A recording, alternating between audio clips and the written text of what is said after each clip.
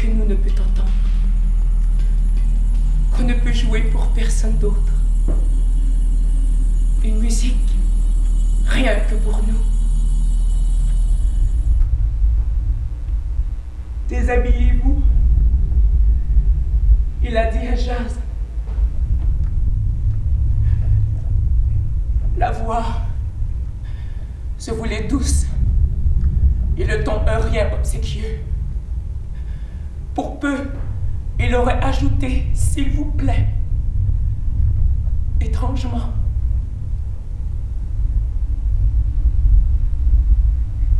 un couteau de cuisine. Au début, oui. Évidemment, être bouvoyé dans une salissette, un couteau entre les cuisses, ne peut être rassurant pour personne. Jazz s'est déshabillé.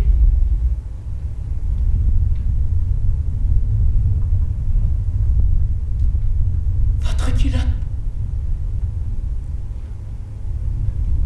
Parce que Jazz avait peur de la peur de l'homme. Très. Il tremblait comme une feuille. Pas d'être surpris. Comme devant un blasphème plutôt. Plus il était fébrile, plus Jazz s'enfonçait dans sa panique. Elle se disait qu'un homme qui avait aussi peur était capable de n'importe quoi en perte de la raison. On ne peut pas dire cela! À première vue, rien de quoi que ce soit!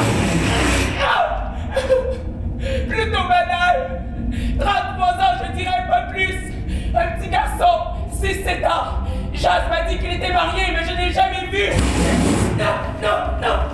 Je ne suis pas ici pour parler de moi, mais de Jazz! Non! Non!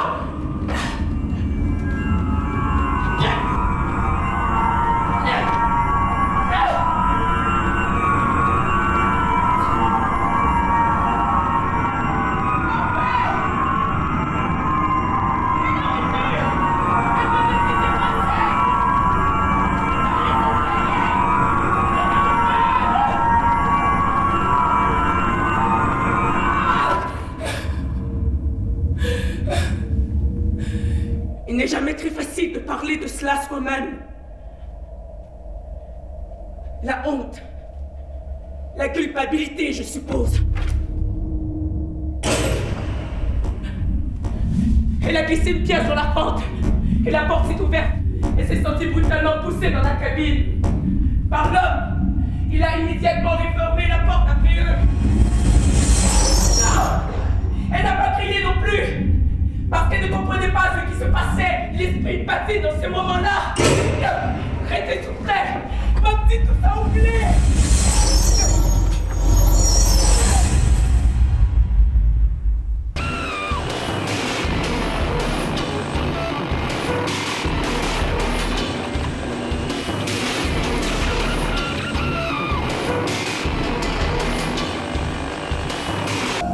Je t'ai dit, déshabille-toi.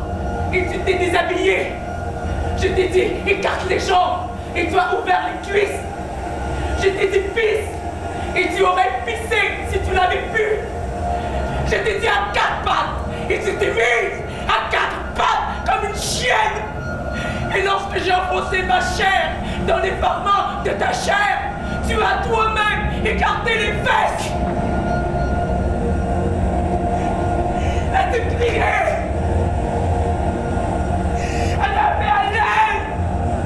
Mais quel genre de femme es-tu?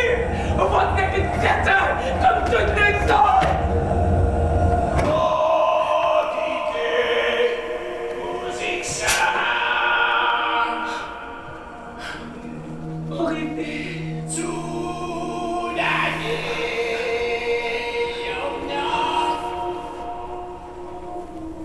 Horrible!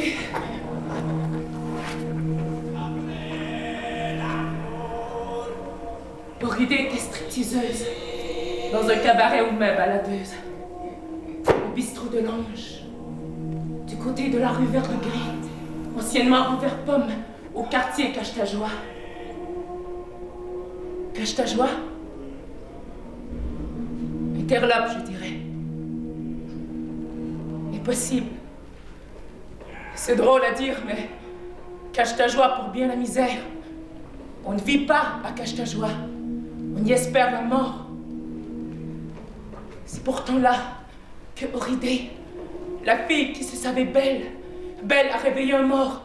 Oridé, que n'importe quel comptable du livre des morts se serait ruiné pour la voir se dévêtir. C'est là, au bistrot de l'Ange, que Oridé avait décidé de faire éclater toutes les nuits la grâce de sa beauté. Oridé se débattit. En vain, Jas se suspendit au masque. En vain, Oridé et Jas tournèrent autour du masque. En vain, et Oukon ça très bien. Oridé est morte sous les coups de minuit, asphyxiée par le masque blanc.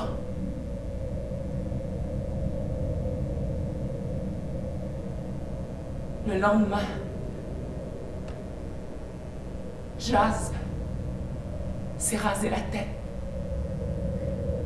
Quelle était-il? Une coutume depuis longtemps tombée en désuétude. L'aimé se rase la tête à la mort de l'aimé.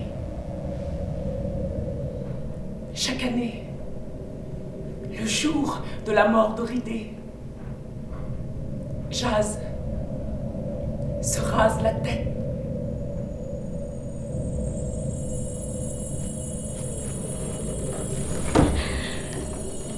Un lotus. Jas est un lotus. Dimanche prochain, le matin, à la même heure, aller à la salissette de la place Bleue de Chine. Ne pas faire attention à la présence de l'homme. Mettre une pièce dans la fente. Attendre que la porte s'ouvre, que l'homme la pousse et ferme la porte après eux. Ne pas sourciller lorsqu'il brandira son couteau de cuisine. Et là, sortir le revolver de sa culotte. Il n'y a que là qu'elle pourra le cacher et planter la balle dans son regard de Christ.